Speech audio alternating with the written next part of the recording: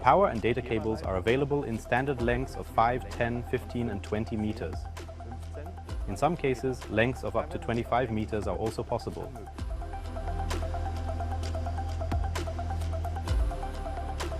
Of course, you can also create your own cables and use them with the EDIM controller. However, we strongly recommend that you use EDIM products, as experience has shown that mistakes are often made when wiring your own cables. And, of course, EDIM cannot accept any liability for damage caused by incorrect wiring.